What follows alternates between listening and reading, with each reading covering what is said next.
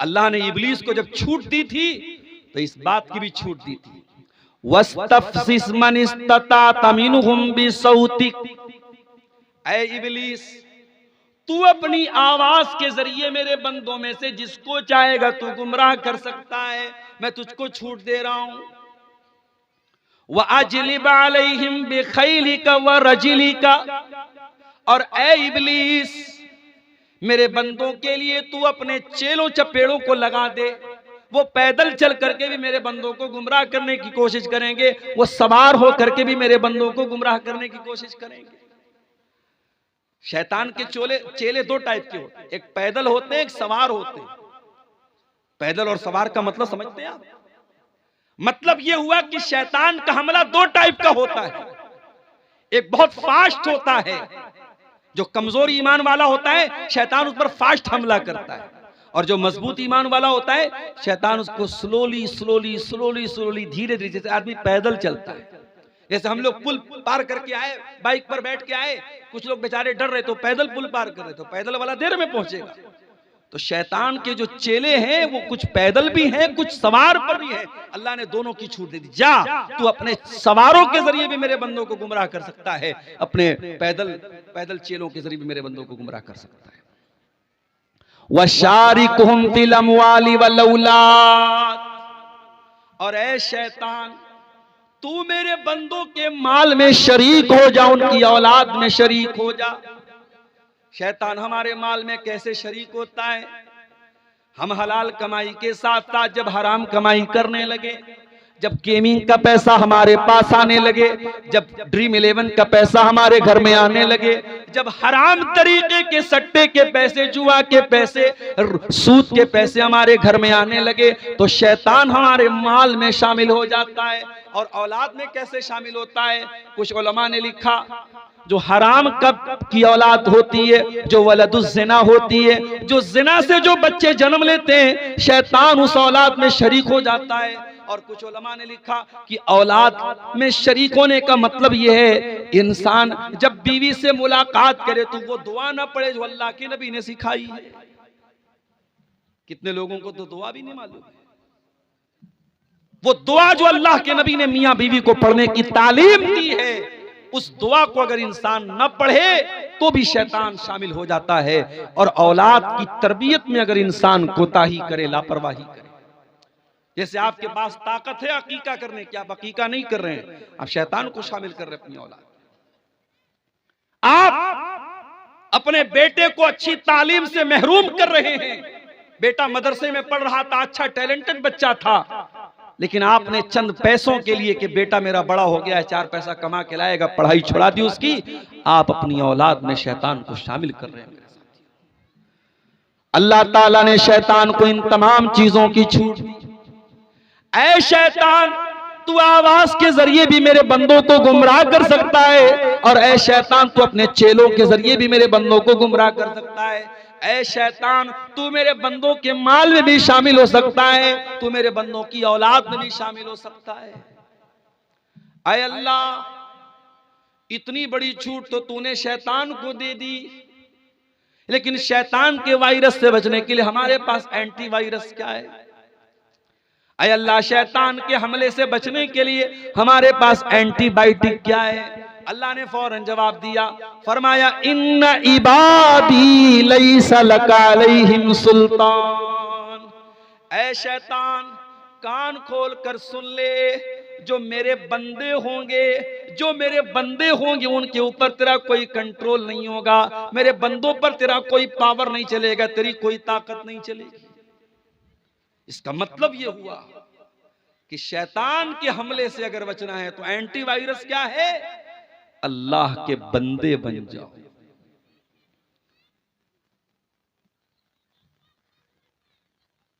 कहां गरम का? अल्लाह के बंदे बन जाओ। बंदे कैसे बनोगे अल्लाह के? बंदा वो होता है जो अपने मालिक का वफादार होता है, जो अपने मालिक के साथ दगाबाजी नहीं करता है। जो मुसलमान नमाज में आकर के इय्याका नअबुदु व इय्याका नस्तईन, अय अल्लाह हम तेरी ही इबादत करते हैं और तुझ ही से मदद मांगते हैं। और मस्जिद के बाहर निकलने के बाद वो 11वीं शरीफ का खिचड़ा बनवा रहा है, बिरयानी बनवा रहा है। अभी कहा मैं सफर में गया था, हाँ याद आया, जबलपुर गया था मैं। जबलपुर में मेरा प्रोग्राम था और इत्तेफाक से जिस दिन प्रोग्राम था उसी दिन अजमेर वाले बाबा का उर्स था। अब भाई जबलपुर वालों ने मेरा प्रोग्राम रख दिया, पोस्टर भी छप गया, बैनर भी छप गया। अब उसके बाद जहां प्रोग्राम था वो हमारे टनाटन भाइयों का इलाका था जो 11वीं मनाते हैं और कब्रों और मज़ारों को मानते हैं। अब उन लोगों, इसके पहले मेरी वहां तकरीर हो चुकी थी और उन लोगों ने बड़े गौर से मेरी तकरीर सुनी थी, उनको मेरी तकरीर पर कोई ऑब्जेक्शन नहीं था। लेकिन जब उनको ये मालूम हुआ कि जिस दिन वो ख्वाजा अजमेरी का उर्स मनाते हैं उसी दिन ये प्रोग्राम है, उन लोगों ने कहा कि नहीं, ये प्रोग्राम हम लोग नहीं होने देंगे। जबलपुर के लोगों ने मुझसे कॉल किया, मैंने कहा कोई बात नहीं, उनको एतराज है, आप जलसा कैंसिल कर दीजिए, मस्जिद में कर लीजिए जलसा, बाहर मैदान में मत कीजिए। तो वहां जब मैं गया तो मैंने अपनी आंखों से ये मंजर देखा कि साहब उनके नाम पे ख्वाजा मोइनुद्दीन चिश्ती अजमेरी के नाम पे, जिनको ख्वाजा गरीब नवाज भी कहा जाता है, आप लोगों के यहाँ भी कहीं कहीं देखेंगे दुकानों का नाम लिखा जाता है KGN mobile shop, KGN biryani centre. तो केजीएन का मतलब क्या होता है? ख्वाजा गरीब नवाज। मैं एक मरतबा गुलबर्गा गया था, वहां एक भाई ने बड़ा अच्छा इसका मतलब बताया। उसने कहा केजीएन का मतलब होता है कोई गारंटी नहीं। भाई जिसको अल्लाह पर यकीन है उसकी कोई गारंटी नहीं है। तो ये केजीएन लिखते ख्वाजा गरीब नवाज। किसको मानते हैं गरीब नवाज? हिंदुस्तान के एक बहुत बड़े पीर को, एक अल्लाह के वली को, जिनका नाम ख्वाजा मोइनुद्दीन चिश्ती अजमेरी है रहमतुल्लाह अलैह, जिनकी कब्र जो है वो अजमेर में है। और कितने मुसलमान हैं पूरी फैमिली के साथ, जैसे हज करने जाया जाता है, जैसे उम्रा करने जाते हैं, वैसे आप हमारे बनारस में और बिहार के बहुत सारे इलाकों में आप देखिए पूरी पूरी बस भर के जाते हैं, अजमेर बाबा के दरबार में जाते हैं। और वहां मैं तो गया नहीं हूं, अजमेर से गुजरा हूं, लेकिन मजार पे नहीं गया हूं। वहां लोगों ने बताया जन्नती दरवाजा भी है, एक दरवाजा भी लगा है, उसमें अकीदा यह है कि इस दरवाजे से जो गुजर जाएगा वो जन्नत में चला जाएगा। अय अजमेर में नकली जन्नती दरवाजा बनाने वालों, तुम जनाब मोहम्मद रसूलुल्लाह से बढ़ के तो नहीं हो गए। अल्लाह के प्यारे नबी तो कोई जन्नती दरवाजा बना करके नहीं गए। हाँ, आपने ये जरूर कहा तमन आतानी दखलल जन्ना, जो मेरी इताअत करेगा वो जन्नत में जाएगा। वमन आसानी फकद अबा, और जो मेरी नाफरमानी करेगा वो इनकार कर रहा है जन्नत में जाने से। आपने तो जन्नत की गारंटी नहीं दी थी अपने साहबा को।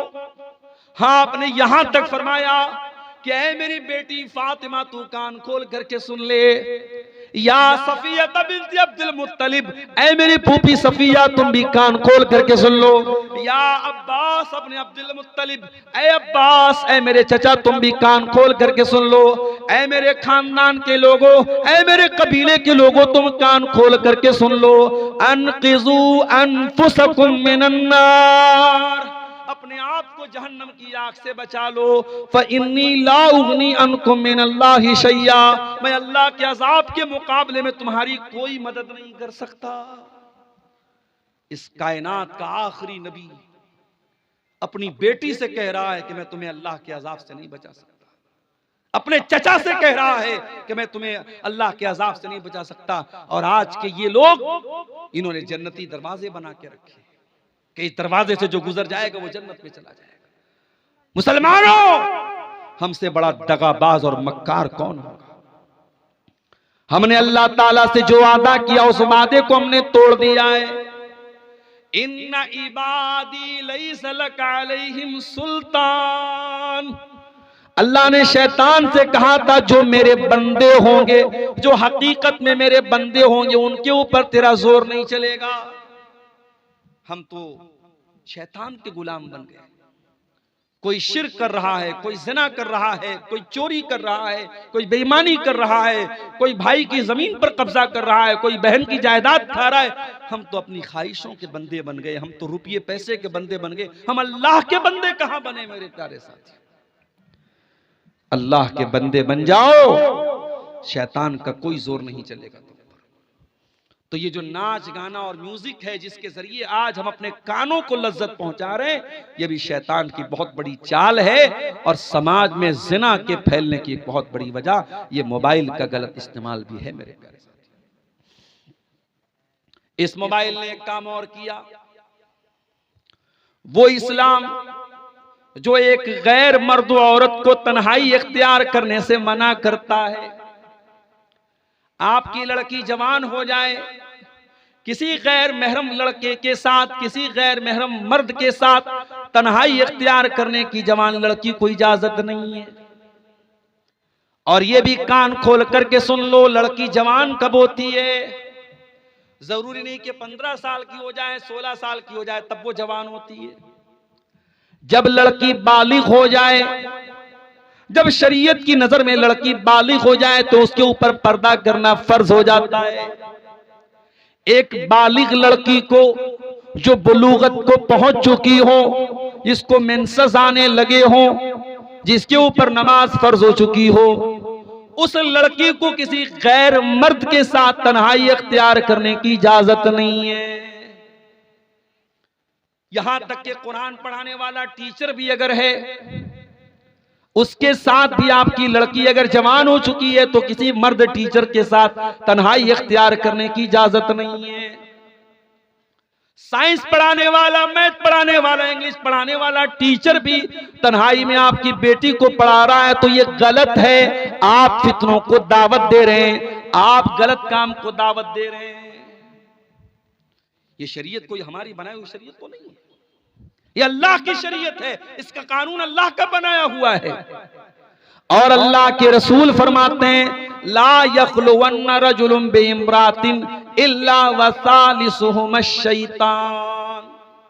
खबरदार कोई मर्द किसी औरत के साथ तन्हाई इख्तियार न करे, क्योंकि तीसरा वहां पर शैतान होता है।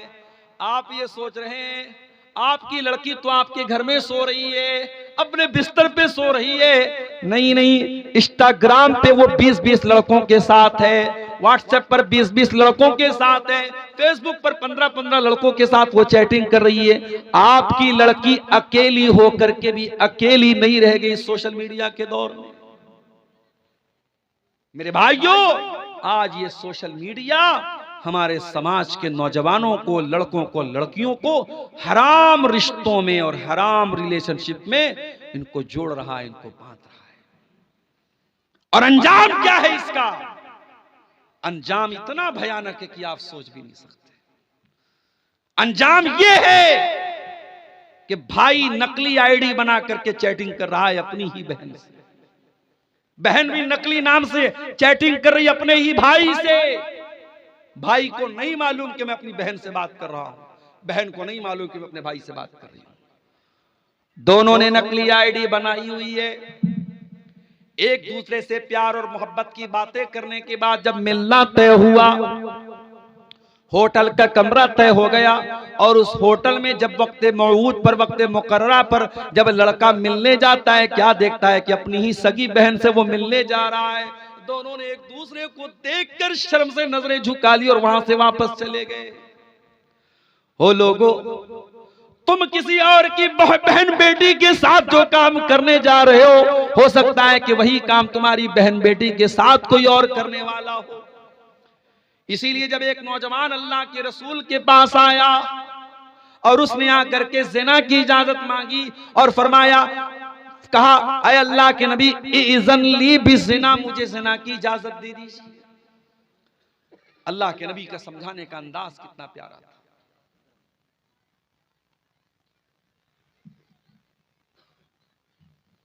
समझाने का अंदाज कितना प्यारा था अल्लाह के नबी का। पढ़ाने वाले टीचरों को, वाज करने वाले वाइजों को, वक्तव्य पेश करने वाले वक्ताओं को, तकरीर करने वाले मुकर्रिरों को आज सीखने की जरूरत है जनाब मोहम्मद रसूलुल्लाह सल्लल्लाहु अलैहि वसल्लम। आज तो हमारा हाल ये है, हमें किसी के बारे में मालूम हो जाए कि ये लड़का गलत काम कर रहा है तो हम समझाने की बात कहां करते, हम तो मारने की, पीटने की और उसको समाज से बेदखल करने की बात करते हैं। वो नौजवान आता है, ऐ अल्लाह के नबी मैं जिना की इजाजत चाहता हूं। अल्लाह के नबी ने कोई गुस्सा नहीं जाहिर किया। गौर करना, नबी का दौर है, सहाबा का दौर है, खुलेआम वो नौजवान आता और जिना की इजाजत मांग रहा है। अल्लाह के नबी अपने करीब उसको बुलाते हैं और एक ही सवाल पूछते हैं, तो हिब्बुहु li उम्मिका, ये बताओ कि क्या तुम ये पसंद करोगे कि तुम्हारी मां के साथ ये हरकत की जाए? नौजवान कहता है, ऐ अल्लाह के नबी मेरी जान आपके ऊपर कुर्बान, मेरे माँ बाप आपके ऊपर कुर्बान, मैं क्या कोई भी अपनी मां के लिए काम पसंद नहीं करेगा? आपने पूछा तो हिब्बुहु li उख्ती का, क्या तुम ये पसंद करोगे तुम्हारी बहन के साथ ये हरकत की जाए? ऐ अल्लाह के नबी मेरी जान आपके ऊपर कुर्बान हो, मैं क्या कोई भी अपनी बहन के लिए पसंद नहीं करेगा? आपने मां का नाम लिया, आपने बहन का नाम लिया, आपने बेटी का नाम लिया, आपने फूफी का नाम लिया, आपने खाला का नाम लिया, और इन सारे रिश्तों का नाम लेने के बाद आपने फरमाया कि ऐ नौजवान, जब तू ये नहीं चाहता है कि तेरी माँ के साथ ये हरकत हो, तेरी बेटी के साथ ये हरकत हो, तेरी बहन के साथ ये हरकत हो, तेरी फूफी के साथ ये हरकत हो, तेरी खाला के साथ ये हरकत हो, तो वलन्नासु युहिब्बूनहु, लोग भी नहीं पसंद करते। तुम ज़िना करोगे तो किसी न किसी की बहन होगी, किसी न किसी की बेटी होगी, किसी न किसी की खाला होगी, किसी न किसी की फूफी होगी। फिर अल्लाह के नबी ने बड़े प्यार से उस नौजवान के दिल पर, सीने पर हाथ रखा और दुआ की, अल्लाहुम्मा अग़फ़िर ज़ंबहु व तहिर क़ल्बहु व हस्सिन फ़र्जहु। ऐ अल्लाह इस नौजवान के गुनाहों को तू बख्श दे, ऐ अल्लाह इसके दिल को पाक कर दे, ऐ अल्लाह इसकी शर्मगाह की हिफाजत फरमा दे। मुस्नद अहमद की सही रिवायत है, वो नौजवान वहां से चला जाता है और उस दिन के बाद से उस नौजवान के दिल में बुराई का ख्याल तक भी नहीं आता है। मेरे प्यारे साथियों, समाज को अगर गंदगी से बचाना है, समाज को ज़िनाकारी से बचाना है, तो ये सोच भी अपने अंदर डेवलप करनी पड़ेगी कि आज अगर हम किसी की बहन बेटी के साथ ये काम करेंगे तो कोई हमारे घर की दहलीज तक भी आएगा। इसीलिए अल्लाह जब कुरान में ज़िना का जिक्र करता है, फरमाता है वला तक़रबुज़्ज़िना, ऐ मेरे बंदो तुम ज़िना के करीब भी ना जाना, इन्नहु काना फ़ाहिशतन व साअ सबीला, इसलिए कि ये बहुत गंदा काम और बहुत बुरा रास्ता है। अल्लाह ने ज़िना को रास्ता कहा है। उलमा ने लिखा है इस आयत की तफसीर में कि अल्लाह ने ज़िना को रास्ता इसीलिए कहा है कि रास्ते में कमिंग एंड गोइंग दोनों होता है, आवागमन होता है, आना और जाना दोनों होता है। अगर आप ज़िना के रास्ते पे चल के कहीं जा रहे हैं तो सेम उसी रूट पर से कोई आएगा भी। इसीलिए इंसान को ज़िना कारी और बदकारी का जब ख्याल आए तो ये चीज भी जरूर अपने दिल में सोचनी चाहिए। मैं यहां जब इस गांव में आया, मदरसे के ऑफिस में जब मैं पहुंचा तो वहां कैमरा लगा हुआ था। मैंने प्रिंसिपल साहब से पूछा, सरी साहब से पूछा कि भाई ये कैमरा लगा है, तो उन्होंने कहा कि हाँ। इतना पिछड़ा इलाका और गांव है मगर माशाअल्लाह टेक्नोलॉजी अच्छी है, वाईफाई भी लगा हुआ है, कैमरा भी लगा हुआ है। अब आप पूछिए कैमरा क्यों लगा है ऑफिस में या मदरसे में, कैमरा क्यों लगा है? तो जाहिर है कि हमारे पास एक ही जवाब है, ये कैमरा सिक्योरिटी के लिए लगा है। ये कैमरा इस बात के लिए लगा है कि कहीं कोई अपराधी अपराध करने के पहले सोच ले कैमरे में रिकॉर्ड हो रहा है, और कैमरा लगने के बाद वाकई में अपराध कम हो जाता है और जुर्म करने वाला मुजरिम वो डर जाता है कि नहीं साहब हमारा कैमरा सब रिकॉर्ड कर। अब तो माशाल्लाह कैमरे सब वाईफाई से जुड़े हैं। आप पलसा के रहने वाले हैं, आप दिल्ली में रहें, मुंबई में रहें, दुनिया के किसी कोने में चले जाएं, वाईफाई से आप अपने मोबाइल पर आप अगर वाईफाई लगा है कैमरे में तो आप नेट से पूरी दुनिया में। अभी हमारे एक दोस्त उम्रा करने के बनारस के अपने मकान को वो खाली करके गए तो मकान में वो कैमरा लगा के गए हैं और घर में वाईफाई है। तो बता रहे मक्के और मदीने से हम नजर रख रहे कि हमारे घर में कौन आ रहा है कौन जा रहा है। तो मेरे प्यारे साथियों, ये कैमरा आज इंसान को अपराध से बचा रहा है। अगर दुनिया में इंसान का बनाया हुआ कैमरा अपराध से बचा सकता है तो अल्लाह ताला का कैमरा क्यों नहीं बचा सकता? दुनिया का कैमरा तो वाईफाई का मोहताज है, अल्लाह का कैमरा तो वाईफाई का मोहताज भी नहीं है। अल्लाह का कैमरा तो कभी खराब होने वाला भी नहीं है। मा यल्फिज़ु मिन क़ौलिन इल्ला लदैहि रक़ीबुन